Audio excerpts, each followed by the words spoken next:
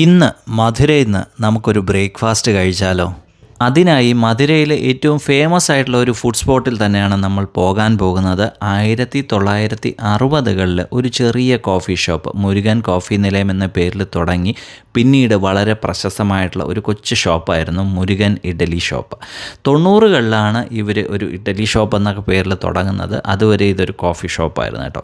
ഇവരുടെ ഇഡലിയുടെയൊക്കെ ആ ഒരു സോഫ്റ്റ്നെസ്സും യുണീക്കായിട്ടുള്ള ചട്നീസും അതുപോലുള്ള സംഭവങ്ങളൊക്കെ കാരണം ഇത് പെട്ടെന്ന് ഫേമസ് ആവുകയും ഇവർ ബിസിനസ് ഒരുപാട് അങ്ങ് എക്സ്പാൻഡ് ചെയ്ത് ചെന്നൈയിലും ഇന്ത്യക്ക് വെളിയിലുമൊക്കെ ഇവരുടെ ഒരുപാട് ഔട്ട്ലെറ്റുകൾ തുടങ്ങുകയും ചെയ്തു.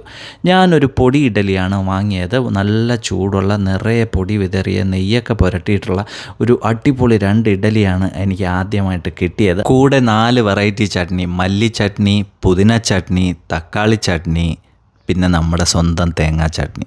ഇത്രയും ഉണ്ടായിരുന്നു. സാമ്പാറും കൂടെ ഉണ്ടായിരുന്നു കേട്ടോ. നല്ല ചൂട് ഇഡലി ഇതുപോലുള്ള ഈ ചട്നിയിലും സാമ്പാറിലും ഒക്കെ കൂടെ അങ്ങ് മിക്സ് ചെയ്ത് കഴിക്കുമ്പോൾ ആഹാ സൂപ്പറായിരുന്നു. പഞ്ഞി പോലുള്ള ഇഡലിയായിരുന്നു. അതിനുശേഷം ഞാനൊരു പൊടി മസാല ദോശ ഓർഡർ ചെയ്തു.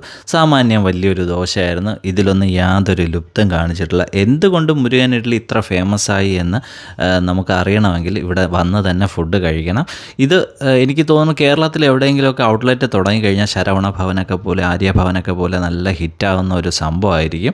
ഇതിനും ഈ ഒരു 4 ചട്നിയുടെ ആ ഒരു കോമ്പിനേഷൻ ഉണ്ട് കേട്ടോ. ഈ ചട്നിയൊക്കെ മല്ലി ചട്നി എന്നൊക്കെ പറഞ്ഞാൽ നമ്മൾ ആദ്യമായിട്ടാണ് ഞാൻ കഴിക്കുന്നത്. ആ നല്ല ടേസ്റ്റുമായിരുന്നു. നല്ല മിക്സ് ചെയ്ത് എല്ലാം കൂടെ മിക്സ് ചെയ്ത് കഴിക്കുമ്പോൾ തന്നെ നമ്മുടെ ആ ഒരു മനസ്സും വയറ് നിറയും നല്ല ഒരു രുചികരമായിട്ടുള്ള ഫുഡ് നമുക്ക് കഴിക്കാൻ പറ്റും.